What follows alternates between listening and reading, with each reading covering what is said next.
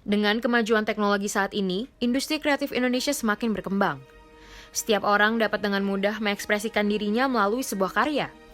Inovasi dalam mengembangkan ide kreatif juga semakin mudah diciptakan dengan banyaknya acuan dari hasil karya sebelumnya. Film merupakan salah satu hasil karya dari industri kreatif yang selalu menjadi andalan sebagai sarana untuk menghibur serta mengedukasi. Film juga merupakan salah satu dari hasil karya cipta seni dan budaya, serta sebuah media komunikasi massa. Bagi para insan perfilman, film memberikan ruang berekspresi serta menuangkan karya dan inspirasi. Kemunculan sutradara di Indonesia dipelopori oleh seorang Usmar Ismail yang kini dikenal sebagai Bapak Perfilman Indonesia. Lahir di Bukit Tinggi pada 20 Maret 1921. Ini kasih kami tiga saudara, kami hidup berkasih mesra. Is,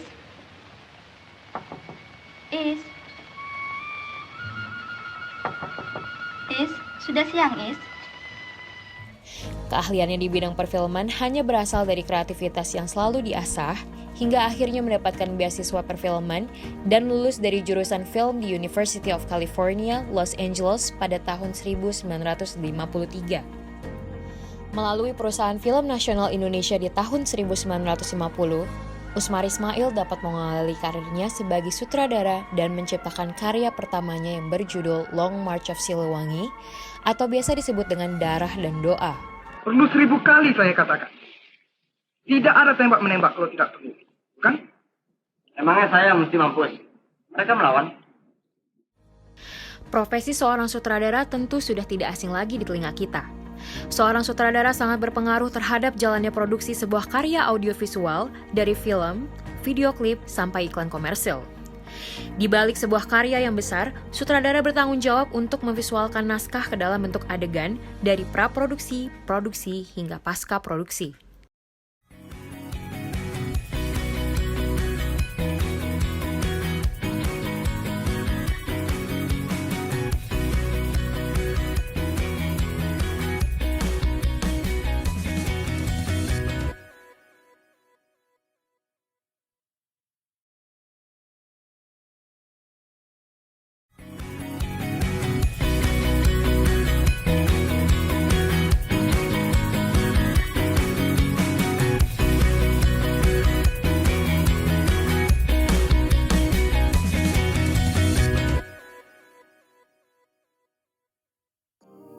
Dalam menjalani sebuah profesi, setiap orang memiliki visi misi yang berbeda-beda untuk mencapai tujuan yang diharapkan.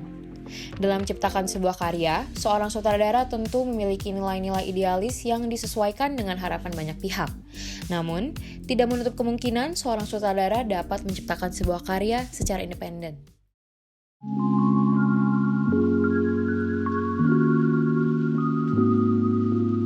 Proses untuk menjadi sutradara sebenarnya cukup panjang ya. Awalnya saya itu bekerja sebagai production assistant namanya. Production assistant itu yaitu misalnya kita menyiapkan makanan, men-setup apa yang harus dilakukan untuk production, itu saya lakukan. Lalu naik lagi kemudian menjadi production manager. Di situ saya sebagai scriptwriter juga dan sebagai pembuat program buat TV nasional waktu itu.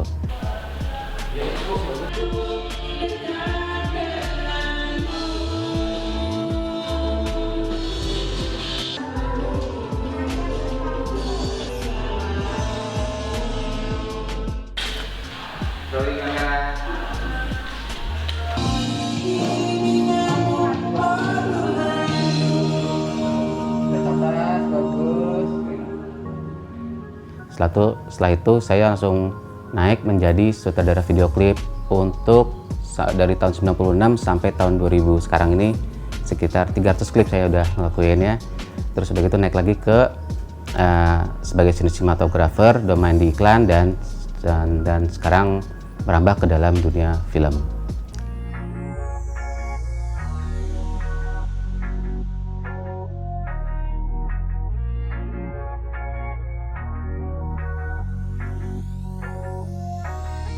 Saya dari pemain ada obsesi ini. Kalau saya jadi pemain, saya cuman jadi anak wayang terus kan.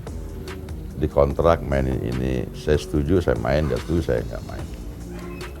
Tapi kan saya juga punya pikiran, punya gagasan, punya sesuatu yang saya ingin ungkapkan pada masyarakat. Makanya saya bermetamorfose menjadi produser. Jadi dari pemain bermetamorfose jadi produser, kemudian jadi sutradara. Selanjutnya berkembang. Kenapa nggak buka usaha aja, memproduce film dari segi bisnisnya gitu kalau. Kalau tadi kan dari sisi kreativitas, baik pemain, produser maupun sutradara.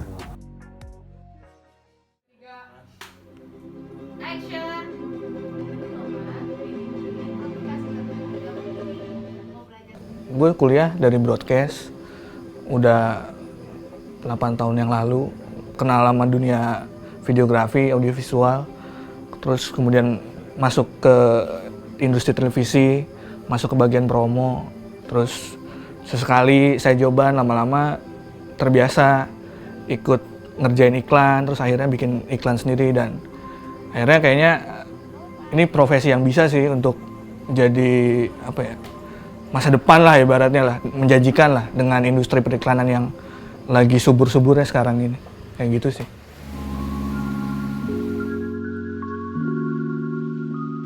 Keinginan menjadi sutradara itu sebenarnya bukan dari saya ya. Jadi keinginan itu berdasarkan dari saya waktu saya bekerja di sebuah production house. Di situ dia mengarahkan saya untuk menjadi sutradara agar apa yang saya inginkan secara visual bisa diterapkan di situ. Ya, yang maju dulu gitu.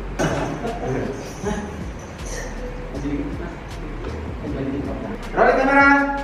Rolling. Sebenarnya banyak impian-impian saya waktu saya sebagai asisten itu, saya menginginkan sebuah visual yang berbeda dan angle yang berbeda. Tapi pada saat itu kan semua tidak bisa kalau saya bukan sebagai sutradara. Dan situlah saya dialihkan menjadi sutradara supaya mengapresiasikan apa yang saya inginkan dalam bentuk visual dan film. Kesulitannya dalam hal produksi adalah buat iklan. Iklan itu membutuhkan spesifikasi dari wardrobe, dari properti, dari dari setup dan sampai lighting segala macamnya, itu harus berdasarkan frame-frame yang akan ditampilkan dalam monitor atau dalam iklan itu sendiri. My name is Ayugani, and this is my glowing journey. I never thought I would ever be this confident before. Pixie Make It Glow Dewy Cushion makes my beauty shine through, perfecting and protecting my look. Wherever I go, it brings me one step closer to my dream. I am a glow-getter. Are you? Itu harus detail, tidak bedanya dengan video klip. Kalau video klip itu kan secara artistik sudah cukup, secara keindahan dan kecantikan dalam visual udah cukup. Tapi kalau dalam iklan itu tidak cukup, karena kita harus detail sampai art seperti gelas, warnanya harus apa, terus juga ada make up-nya harus ada pre-production sekali, ada tes make up segala macam. Itu yang saya paling berat adalah di iklan sebenarnya.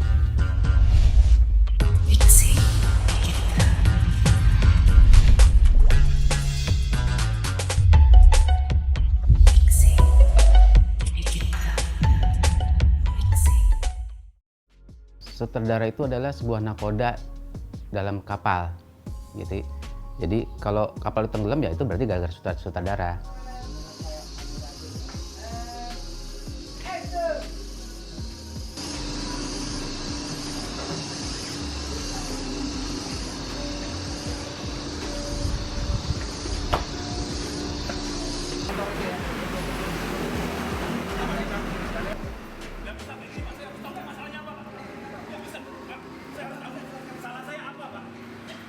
Itu dari pre-production, dari produksi, post production sampai delivery ke klien, seperti itu. Dan cara menghandle mereka adalah libatkan dari awal. Semuanya secara detail kita harus jelasin bahwa krunya itu kan ada step-stepnya ya, ada bagian lighting, ada bagian art, ada bagian make up, ada bagian stylist, ada bagian apalagi ya continuity segala macam itu yang harus. Nah itu seorang sutradara itu harus tahu tugas-tugas mereka tuh apa gitu loh. Terima kasih, senang melayani Anda. Silakan datang kembali.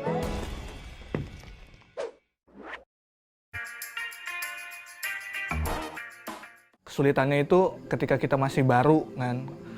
Ketika masih baru itu gimana earn trust dari tim, dari klien, dari ya pihak-pihak yang lain. Ya itu emang harus dimulai dari bawah dulu sih, nggak bisa langsung tiba-tiba lu bisa jadi sutradara iklan. Ya mulai dari bawah, dari PA, mencoba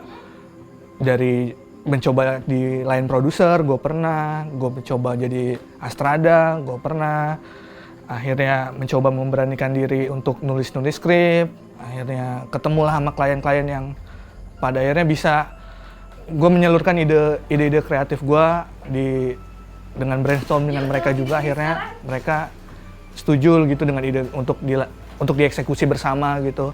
Akhirnya alhamdulillah ada klien-klien yang puas, ada klien-klien yang lanjut. Seperti itu sih. Untuk menjadi seorang sutradara sukses, tentunya akan menghadapi berbagai macam rintangan. Saat memulai karirnya, sutradara yang kini sudah terkenal tentu tidak langsung membuat film yang besar. Mereka biasanya mulai membuat film-film pendek dan diikutsertakan ke ajang festival nasional. Sebagai sutradara, umumnya harus dibekali dengan sekolah film. Namun, saat ini sangat banyak sutradara yang sudah diakui kehebatannya dari pengalaman serta jam terbang yang tinggi, walau tanpa latar belakang sekolah perfilman.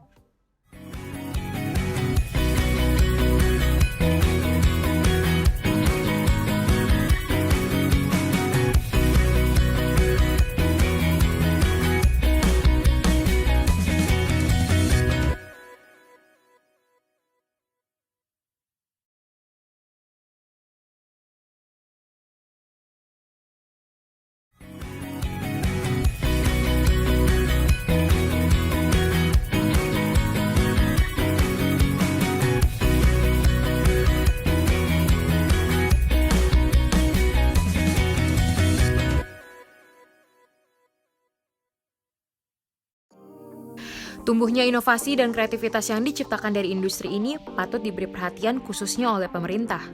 Dengan munculnya karya-karya luar biasa dari anak bangsa, pemerintah harus memberikan dukungan dan bantuan secara menyeluruh agar industri ini dapat terus bertumbuh hingga ke kancah internasional. Tapi kalau untuk bicara berkesan, itu yang saya sangat sampai sekarang berkesan tuh karena saya perlu belajar terus itu adalah pembuatan film saya yang debut saya yang pertama yang baru akan ditayangkan di bioskop itu film Tutuge.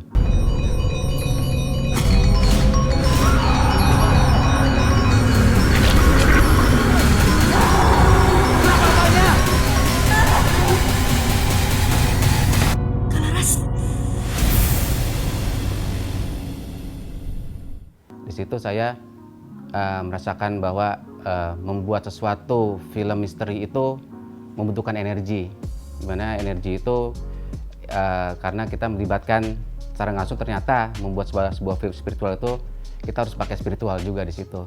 Jadi saya berhadapan dengan situasi yang kadang-kadang secara logika tidak bisa diterima dengan akal.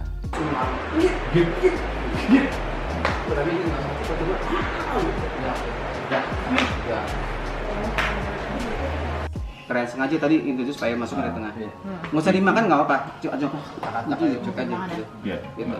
Izin oleh baru takut, baru sodorin. Laras, udah berhenti tolong. Sini. Ingat.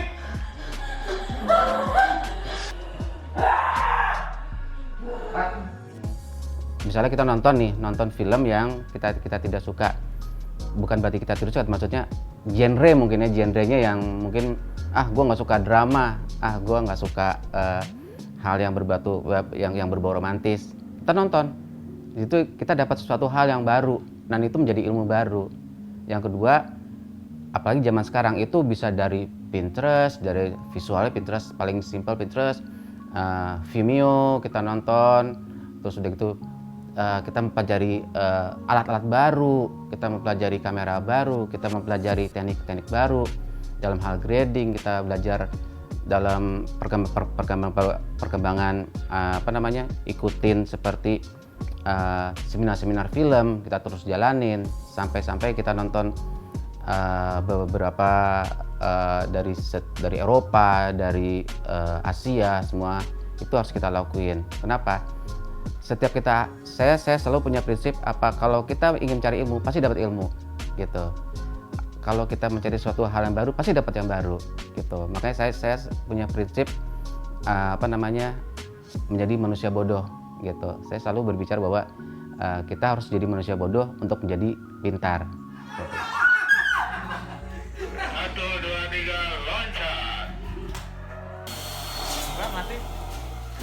Flat out. And action kaget. Hadiah 1 miliar. Hadiah 2 miliar. Jujur kalau jadi sutradara iklan ya harus rajin nyari reference lah, belajar lah untuk nonton dari semua video ya, semua tren, mau itu TVC, video klip, film, ya dokumenter mungkin. Karena banyak banget yang bisa digali gitu, treatment apa aja sih yang bisa kita coba nanti di next project. Film kita masuk ajang internasional, mereka terbuka untuk film Indonesia yang semakin berkembang, yang semakin variatif skillnya, variatif dalam treatmentnya, tidak seperti dulu. Bagaimana cara kita masuk ke ajang internasional itu yang kadang-kadang kita nggak tahu caranya atau kita belum dapat informasi yang lebih untuk bagaimana caranya karya kita ikut sertakan dalam lomba festival internasional. Terus terang belakang ini teman-teman semua, ada beberapa teman saya berproduksi film itu dapat penghargaan di luar. Ada 3 film yang mendapatkan 24 festival film, ibaratnya padi-padi lah kalau orang film bilang gitu. Ya saya kira bukan cuma Indonesia ya, negara lain juga sama. Kalau bicara pasar, ini ada lika-liku yang kadang-kadang kita nggak paham. Tapi kalau itu dia di ajang-ajang festival internasional, film kita sudah banyak bicara. Film-film pendek kita sudah banyak bicara. Beberapa film panjang kita juga sudah banyak bicara. Ya, walaupun belum sampai ke Oscar ya. Nah, di Oscar pun cuma film saya sudah masuk ke Oscar, sudah masuk dalam penilaian. Alangkah lucunya negeri ini tuh masuk dalam penilaian Oscar. Itu hasil pendidikan, Su.